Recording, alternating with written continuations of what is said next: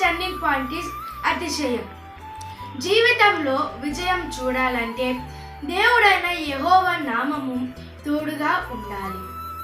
నీవు పోరాడే పోరాటంలో గెలుపు పొందాలంటే నీ బలము బట్టి అతిశయించకూడదు.